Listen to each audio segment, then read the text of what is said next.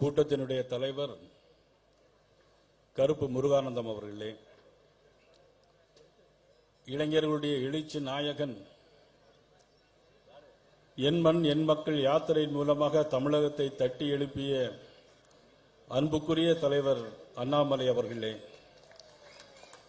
தமிழிசை சவுந்தரராஜன் அவர்களே, பொன் ராதாகிருஷ்ணன் அவர்களே, அண்ணன் ஏஜி சம்பத் அவர்களே, அண்ணன் விபி துரைசாமி அவர்களே, நமது போராளி எச் ராஜா அவர்களே, நிகழ்ச்சியில் கலந்து கொண்டிருக்கின்ற மாவட்ட தலைவர்கள், நமது மாவட்ட தலைவர் ஒண்டிமுத்து அவர்களே, அஞ்சா நெஞ்சன் அவர்களே, வரி புரிந்திருக்கின்ற 12 மாவட்ட தலைவர்கள், உங்கள் அனைவருக்கும் எனது மேடையில் அமைந்திருக்கின்ற தலைவர் உள்ளிட்ட சிவசுப்பிரமணிய உள்ளிட்ட மற்றும் நிகழ்ச்சியில் கலந்து கொண்டிருக்கின்ற, எப்பொழுதுமே இந்த சின்ன காலேஜில் எடுத்த போட்டோவை போட்டுட்டு இருப்பார் கொங்கு மண்டல தளபதி நம்ம அண்ணன் KP ராமலிங்கம் மற்றும் பொன் பாலகணபதி மற்றும் AP முருகானந்தம் உள்ளிட்ட அனைத்து தலைவர்கள், இவ அத்தனைக்கும் மேலாக திரளாக கூடியிருக்கின்ற எதையும் எதிர்பாராத பாரதிய ஜனதா கட்சியினுடைய தொண்டர்கள், காசு கொடுக்காமல் வந்த கூட்டம் பாரதிய ஜனதா கட்சியினுடைய கூட்டம்.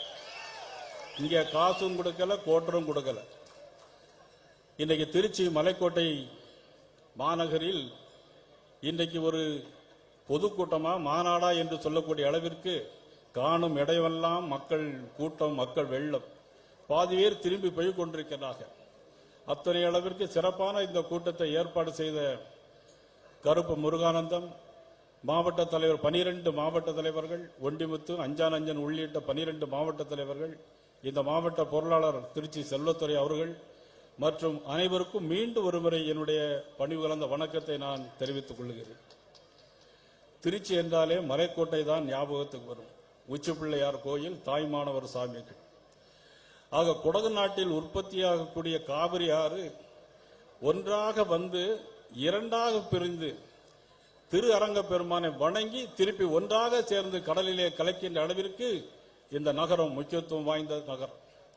தாய்மானவர் சாமிகள் ஒருமுறை காவிரி ஆற்றில் வெள்ள வந்தபோது ஒரு தாய் கர்ப்பிணி பெண்ணோடு அவர்கள் துடிதுடித்துக் கொண்டிருக்கும் போது அக்கறைக்கு செல்ல முடியவில்லை, அவர்களுக்கு மருத்துவம் பார்க்க முடியவில்லை, டெலிவரி பார்க்க முடியவில்லை. ஆனால் பெருமானே தாயுமானவராக வந்து டெலிவரி பார்த்து விட்டு போனதனால் தாயுமானவர் சாமி என்று அழைக்கப்படுகின்ற பெருமைக்குரிய நகரம் இந்த திருச்சி மாநகரம். எப்பொழுதுமே திருச்சியில் ஒரு மாநாடு நடைபெறுகிறது என்று சொன்னால் அது திருப்புமுனை மாடாக அமையும். இது திருப்புமுனை மாநாடாக அமைய இருக்கிறது என்பதை மட்டும் நான் இந்த நேரத்தில் சொல்லிக் கொள்வதோடு, நமக்கு கொடுக்கப்பட்டிருக்கிற நேரம் 8:30. ஆனா அங்க 8:30 ஒரு ஊர் இருக்கு. திருச்சியில 8:30 ஒரு ஊருக்கு தெரியுமா? எல்லாருக்கும் கண்ணனுக்கு தெரியும். குழுமணி பக்கத்துல 8:30 ஒரு ஊர் இருக்கு. ஏன்னா நான் இந்த மாவட்டத்தில் படித்து வளர்ந்தவன். தமிழிசை அவர்கள் தஞ்சாவூர்ல படிச்சு வளர்ந்தாங்களாம், நார்வேல சொந்த ஊரா இருந்தா கூட. ஆனா நான் திருச்சி மாவட்டம் பாலக்குறிச்சியில் ஹைஸ்கூல் உயர்நிலை பள்ளியை படிச்சவன். அதனால இந்த ஊர் முழுக்க எனக்கு தெரியும். அதனால 8:30 குழுமணிக்கு அடுத்தால இருக்கக்கூடியது 8:30. நமக்கு கொடுக்கப்பட்ட நேரம் 8:30. ஆனா நம்முடைய எதிரி கட்சிகள்லாம் இனிமேல் 7:30. நம்முடைய எதிரி கட்சிக்கெல்லாம் இனிமேல் என்னது? அதனால இது மும்மொழி கொள்கையுடைய மாநாடு. மும்மொழி கொள்கையெல்லாம் ஒரு காலத்தில் 1975 என்னன்னா இந்திய எதிர்ப்பு போராட்டம் நடத்தினான். அப்ப இந்தி யாரும் படிக்கல, யாருக்கும் விவரம் தெரியாது. இன்னைக்கு பார்த்தா 2ஆம் கிளாஸ் பிள்ளையும் மொபைல் எடுத்து எல்லாம் ஒரு ஆப்பே டவுன்லோட் பண்றாங்க, எல்லாருக்கும் விவரம் தெரியுது. ஆனா இன்னைக்கு எல்லாரும் கையெழுத்து வாங்க போயாச்சுன்னா மாவட்ட தலைவர், மாநில தலைவர் சொல்லிட்டே வந்தாங்க, நான் வெரிஃபை பண்ணிட்டே இருக்கேன், லேப்டாப்ல அட்ரஸ் போட்டு போன் நம்பரோட போட்டு நான் வெரிஃபை பண்றேன். 60 லட்சம் பேர் இன்னைக்கு வரை கையெழுத்து போட்டிருக்காங்க. எதுக்கு? இந்தி வேணும். நம்ம இந்தி வேணும்னு நம்ம கேட்கல, எந்த மொழி எடுத்து படிக்கணும் தான் கேட்கிறோம். ஆனா அவங்க சொல்றது எங்களுக்கு இந்தி வேணுங்கிறாங்க. இதெல்லாம் புரியாம இன்னைக்கு ஒரு ஆளுங்கட்சி இன்னைக்கு உட்கார்ந்துட்டு இருக்காங்க.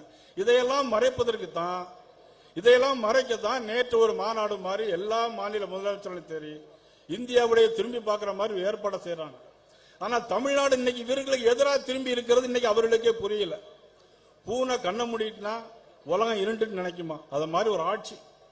1000 கோடி ஊழல், டாஸ்மாக் ஊழல், பிறகு இன்னைக்கு எல்லாம் ஊழல்னு சொல்லி எல்லா மந்திரியுடைய ஊழல் எல்லாம் இன்னைக்கு குறை சொல்லி சொல்லிட்டு இருந்தாங்க. ஆக நான் இந்த கூட்டத்தின் வாயிலாக தெரிவித்துக் கொள்வது 2026 நம்முடைய ஆண்டாக அமையும். இவ்வளவு பெரிய கூட்டத்தை கூட்டியிருக்கிறோம். ஆனா பாரதிய ஜனதா கட்சிக்கு வந்து நான் பல கூட்டங்களை பார்த்திருக்கிறேன்.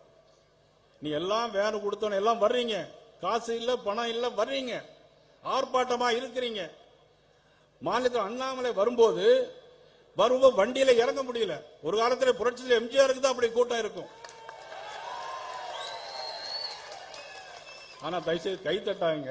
பெரிய வருத்தமான செய்தி என்னன்னா, இந்த கூட்டம் முடிஞ்சு திரும்பி போகும்போது ஒவ்வொரு எண்ணத்தோடு போனா உங்களுடைய பூத்தை நீங்க என்ன பண்ணிருக்கீங்க? கூட்டத்துக்கு வர்றீங்க, கை தட்டுறீங்க, ஆரவாரம் பண்றீங்க, என்ன பிரயோஜனம்? உங்க பூத்தை சரி பண்ணிருக்கீங்களா? என்ன செஞ்சிட்டு இருக்கீங்க? மனசாட்சி தொட்டு இந்த கூட்டம் முடிஞ்சு போகும்போது ஒவ்வொருவரும் போகும்போதே என்னுடைய பூத் நான் சரி பண்றேன், இன்னையிலிருந்து சபதம் எடுக்கிறேன், அப்படி சபதத்தோட நீங்க போங்க. கூட்டத்தை இவ்வளவு பெரிய கூட்டத்தை கூட்டியிருக்கார் முருகானந்தம், 12 மாவட்ட தலைவர்கள் ஏற்பாடு, இதெல்லாம் ஒரு பிரம்மாண்டம். உங்களை ஒரு ஊக்குவிக்கிறதான ஒரு செய்தி. இதையே நம்பிட்டு இருக்க கூடாது. இதே வந்து மாயை.